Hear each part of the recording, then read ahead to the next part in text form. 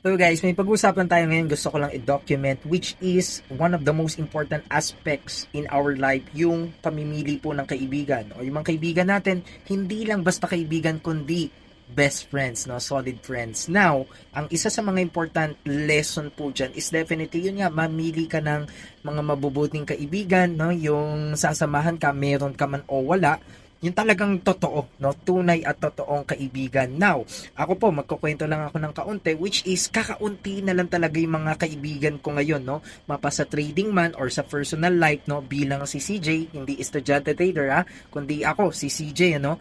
Kilala nyo na po kung sino kayo, yung mga tropa na sinasamahan ko ngayon, yung mga best friends ko, no? Mga high school pa lang, yan. Kilala nyo na kung sino kayo, no? Mga tunay at totoo talaga, no? Kasi ako, talagang di naman din talaga ako perfect personally, no? Actually, hindi rin naman ako laging paldo, hindi rin naman ako laging nasa taas, no? May mga utang din ako personally, bumabagsak din ako paminsan-minsan, but the point is, yung mga kaibigan ko na yon, no?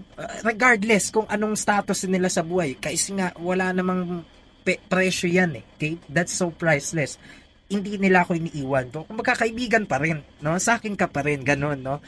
Tinuturing ka pa rin nilang tunay na kaibigan. Yun ang dapat nyong matutunan. Okay? And speaking of kaibigan, kailangan nga syempre marunong kang pumili, no, ng kaibigan dahil syempre yung iba dadaling ka sa mali, no?